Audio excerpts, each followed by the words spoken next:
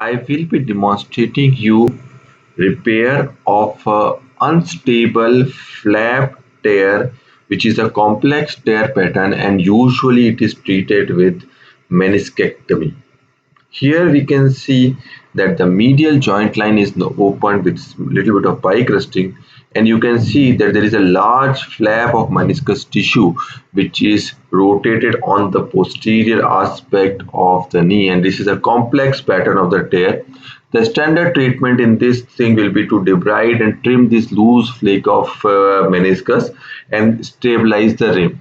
But what we nowadays do is meniscus preservation in most of these cases, and in this case we will be doing an innovative technique of meniscus repair using an Iconics and air suture anchors from Stryker.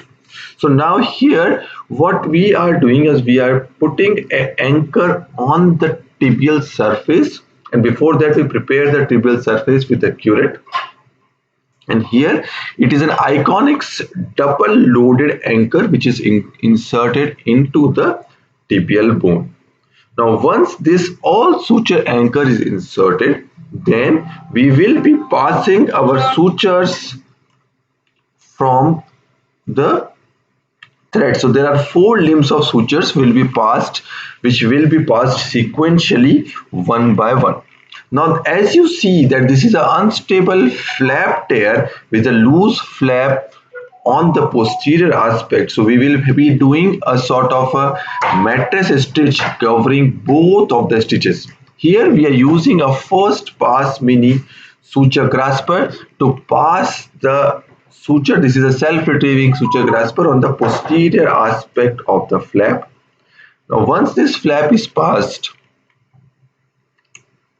we will be using the other suture limb. The other suture limb is on the white colored suture which will be passed through the flap.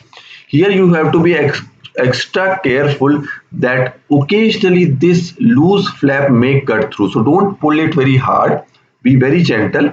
Take a firm grip, pull it, and when you pull it, you need to take care of 2 things. One, there is no pull out of the suture, and number 2, you may have entanglement of the sutures sometimes. So in this particular case, we can see that there is a suture entanglement right there, and we need to take care of that by doing a suture management. So here we are doing a suture management by using our suture retriever, and we are removing the entanglement of the suture from this thread. And once again, don't pull it very hard because it can lead to a cut through.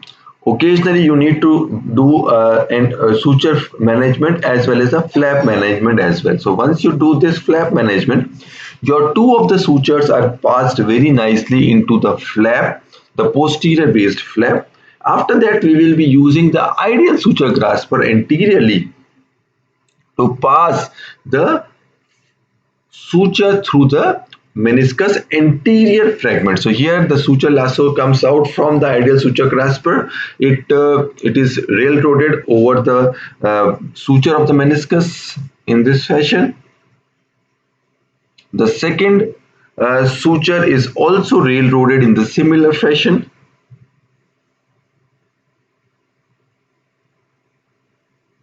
The second suture is also railroaded in a similar fashion. So now we have a double loaded all suture anchor, and 2 limbs are posterior and 2 limbs are anterior. And once we close these sutures, the meniscus flap should reduce. So again, ideal suture grasper, suture lasso passing through the meniscus anterior limb, and the other suture is railroaded over that suture lasso. Now this is a similar technique we use for the meniscus extrusion repair surgery. So once this is done, we have 2 sutures posteriorly and 2 sutures anteriorly, and we have an anchor on the tibia surface. Now this anchor on the tibial surface not only serves as a hold anchor to hold these sutures in, but it also increases the vascularity and biological healing. After that, we use our cannula, and then we use our suture retriever to pull out both the suture limbs through the cannula, and then once we start tying them, we will see that the meniscus fragment will start reducing nicely. So here we can see that the meniscus fragment is reducing into its place in a very nice fashion. So once this meniscus is reducing, we can see that the flap, which was unstable and it was almost amenable to resection, we are able to manage it nicely with a reparative surgery. So once these sutures are tied, we will be just cutting the suture threads right there. This is the white limb. Now we will be repeating the same steps with the blue suture. So again, it's sort of a margin convergence suture. It converges both the flaps and it closes the radial part of the flap and closes the meniscus flap nicely, and it also reduces the forces which are there which restrict the healing. Again, a sliding locking knot and SMC knot is tied on the posterior aspect of the meniscus, and once this knot is tied on the posterior aspect of the meniscus, we can see that the meniscus falls into its place very nicely. So single Iconics double loaded anchor gives us two margin convergence suture which closes the flap in a very nice fashion. So this is a very nice and innovative technique to fix up these sort of a bad meniscus tears. Now this kind of a repair can be supplemented with a all inside meniscus repair device. In this particular case, we will be using a AIR all inside repair device from Stryker. So before using that device, we insert our cannula half pipe through the through the knee, and we will be inserting the ear device into the knee.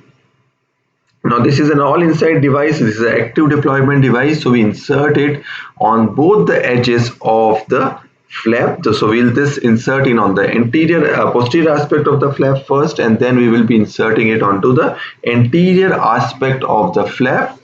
And once we pull this meniscus, we'll pull this meniscus AIR device number 20 sutures, the flap which was remaining also falls into its place in a very nice fashion. So we can see that we have put 3 knots in total to repair this highly unstable variant of a complex flap radial tear. So once we are done with this, we can see that we are very good in our mechanical repair. If you want to increase the biological chances of repair, you can do a small sort of micro fracture punctures into the notch, which will be releasing some sort of a PRP and growth healing factors, which will increase the healing rates of the meniscus. If you have any questions regarding this video, you can just ping it up on the comment box. Thanks a lot. Myself, Dr. Prathamesh Jain from Ahmedabad Advanced Hospitals. Thank you.